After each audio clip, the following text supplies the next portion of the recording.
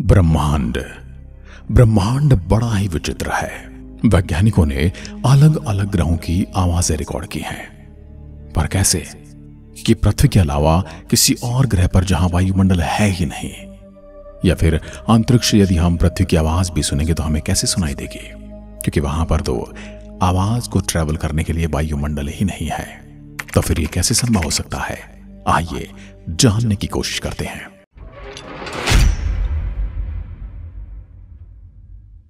दोस्तों, उन ग्रहों की वो रहस्यमयी आवाजें वैज्ञानिकों द्वारा कुछ इस तरह से रिकॉर्ड की गई हैं, जिसे रिकॉर्ड करने के लिए वायुमंडल की आवश्यकता ही नहीं है।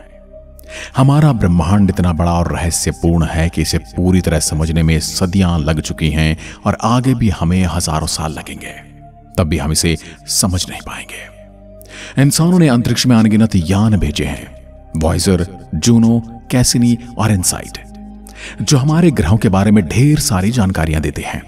इन यानों ने ग्रहों के चुंबकीय क्षेत्र, प्लाज्मा तरंगे, रेडियो सिग्नल और भूकंपीय कंपन जैसी चीजों को रिकॉर्ड किया है। क्योंकि अंतरिक्ष में वैक्यूम है, इसलिए असली ध्वनि तरंगे यात्रा ही नहीं कर सकती, लेकिन वैज्ञानिक इन इलेक्ट्रोमैग्नेटिक सिग्नलों या कंपनों को ऑडियो में बदलकर हमें सुनने लायक बनाते हैं। यह आवाज अक्सर डरावनी या अजीब लगती है, क्योंकि हमारे रोजमर्रा के अनुभव से अलग होती हैं। तो चलिए आज हम सौरमंडल के सभी ग्रहों की ऐसी ही आवाजों को गहराई से सुनते हैं। सरल भाषा में सबसे पहले ब्रह्मांड की शुरुआत की आवाज से शुरू करते हैं। दोस्तों, हम इंसानों ने अंतरिक्ष अन्वेषण में बहुत प्रगति की है। हमने न सिर्फ सौरमंडल के ग्रहों की आवाजें खोजी हैं, बल्कि ब्रह्मांड की शुरुआत की आवाज भी खोज ली है। वैज्ञानिकों ने 13.8 अरब साल पुरानी कॉस्मिक माइक्रोवेव बैकग्राउंड रेडिएशन को कंप्यूटर सिमुलेशन की मदद से ध्वनि तरंगों में बदला है। यह रेडिएशन बिग बैंग के बाद बची हुई गर्मी है। हालांकि हमें बिग बैंग की ठीक शुरुआती आवाज नहीं मिली, लेकिन बिग बैंग के 4 लाख साल बाद की आवाज को हम सुन सकते हैं। है ना ताज्जुब की बात? जब हम अस्तित्व में भी नहीं थे, न हमारा सूर्य न हमारे ग्रह, उस समय की आवाज को भी हम सुन सकते हैं। अब आपको वो डायलॉग याद आ रहा होगा कि आवाजें कभी नहीं मरती। जब हम ब्रह्मांड के शुरुआती लाखों सालों की घटनाओं को 20 सेकंड में ढूंढ सकते हैं, उसे सुन सकते हैं, तो हमें संगीत की बजाय पहले हल्की गड़गड़ाहट, फिर भारी और गिरती हुई आवाज सुनाई देती है।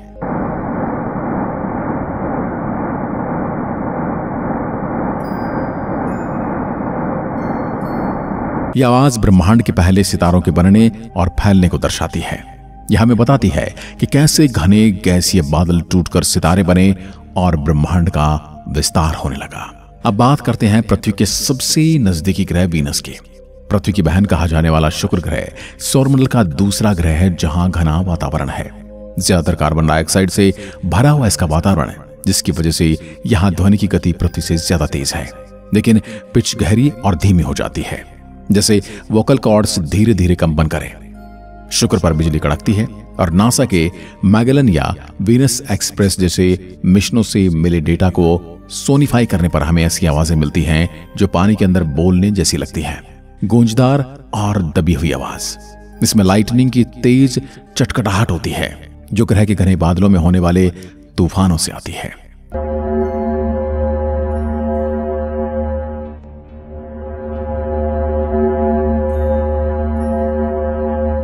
यह आवाज हमें बताती है कि शुक्र का वातावरण कितना गर्म और दबावपूर्ण है, जहां तापमान 450 डिग्री सेल्सियस तक पहुंच जाता है।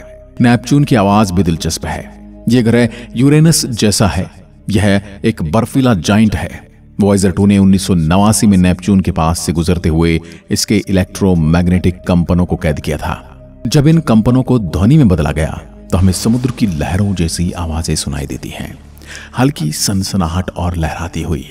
ये कंपन ग्रह के मजबूत चुंबकीय क्षेत्र और उसके वातावरण में घूमते प्लाज्मा से आते हैं। नेपच्यून पर तेज हवाएं चलती हैं 2000 किलोमीटर प्रति घंटा तक, जो इन तरंगों को प्रभावित करती हैं।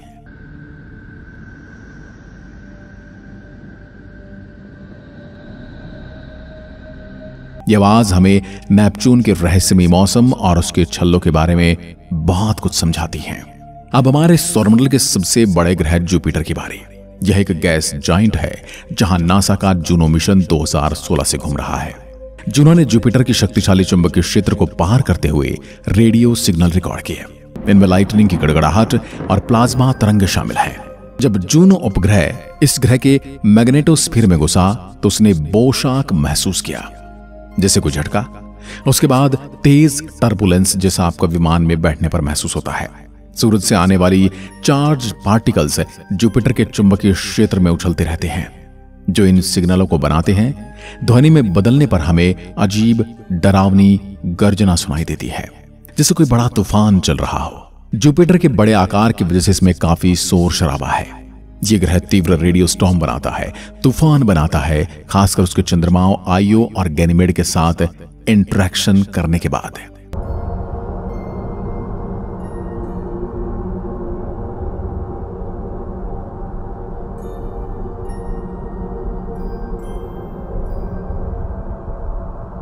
यह आवाज जुपिटर के ग्रेट रेड स्पॉट जैसे विशाल तूफानों की कहानी बताती है। मार्स यानी कि मंगल की आवाज थोड़ी सी शांत है। हॉलीवुड फिल्म द मार्शियन में दिखाए गए तेज तूफान से अलग मार्स का वातावरण बहुत पतला है, सिर्फ पृथ्वी के 1% जितना, इसलिए यहां ध्वनि ज्यादा दूर नहीं जाती। नासा के इनसाइट लैंडर ने 2018 में मार्स पर उतरकर सिस्मोमीटर से भूकंपीय कंपन और हवा की आवाज रिकॉर्ड की।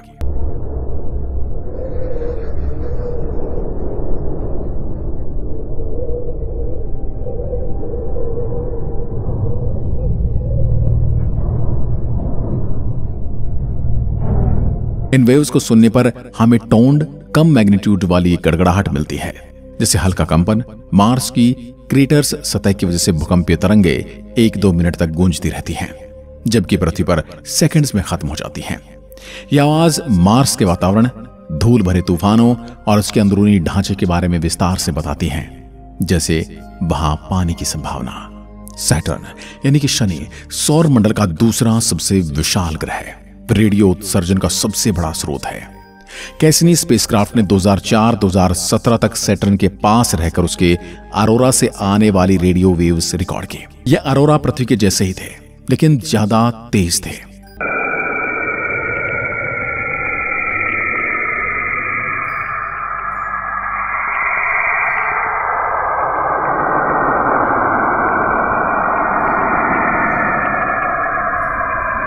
ध्वनि में बदलने पर हमें शुरू में बांसुरी जैसी कोमल गुनगुनाहट सुनाई देती है, जो धीरे धीरे फटने वाली आवाज और तेज हवाओं में बदल जाती है। फिर ये वापस शांत हो जाती है। यह आवाज सैटर्न और उसके बर्फीले चंद्रमा एनसेलेडस के बीच प्लाज्मा मूवमेंट से आती है। एनसेलेडस से पानी के फव्वारे निकलते हैं, जो सैटर्न के छल्लों को प्रभावित करते हैं। यह हमें सैटर्न के छल्लों और उसके 80 से ज्यादा चंद्रमाओं के इंट्रैक्शन को समझाती है।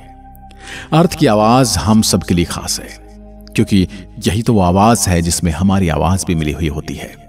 अरबों सालों से पृथ्वी सूरज के चारों ओर घूम रही है, लेकिन हमें इसकी आवाज नहीं सुनाई देती। वैज्ञानिक इसे अर्थ हम कहते हैं, एक स्थिर हल्की हमिंग जैसी, जिसमें कोई नोट्स मिलते हैं।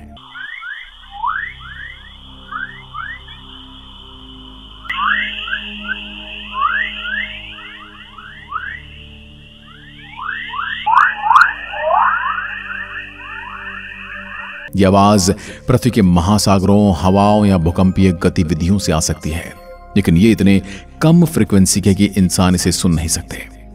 नासा के सैटेलाइट्स से मिले डेटा से यह आवाज बनाई जाती है।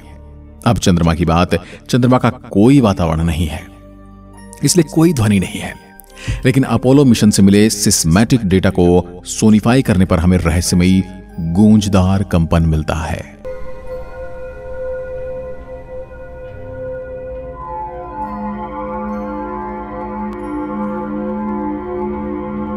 और उसी कंपन की वजह से कुछ लोग चांद को खोखला भी बताते हैं, जैसे मूनक्वेक, चंद्रमा पर होने वाले छोटे भूकंप। यह हमें चंद्रमा की सतह और अंदरूनी संरचनाएं बताते हैं। यूरेनस, इससे भी इलेक्ट्रोमैग्नेटिक सिग्नल आते हैं, जिसे वॉयजर 2 ने 1986 में कैद किया था।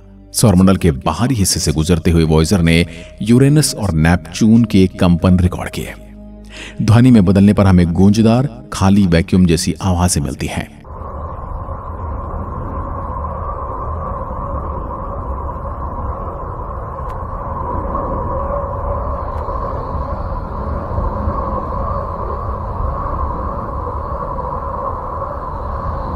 यूरेनस के 13 छल्ले और स्पेस डेब्री की वजह से यह आवाज और भी ज्यादा अजीब और विचलित करने वाली लगती है। यह ग्रह एक बर्फ दानव है जहां तापमान -200 डिग्री सेल्सियस है और इसका चुंबकीय क्षेत्र तिरछा है जो अनोखे कंपन से बनता है। अंत में मरकरी, सूरज के सबसे करीब। यहां कोई वातावरण नहीं, इसलिए ध्वनि यात्रा नहीं करती। लेकिन अगर हम ग्रह की सतह पर कंपन सुने तो नासा के मैसेंजर मिशन से मिले डेटा से हमें हल्की वाइब्रेशन जैसी आवाज मिलती है।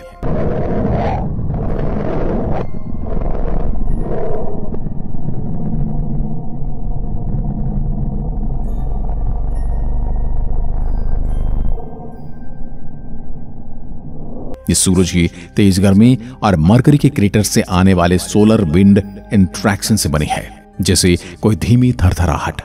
तो दोस्तों, ये थी हमारे सौरमंडल की ग्रहों की रहस्यमय आवाजें।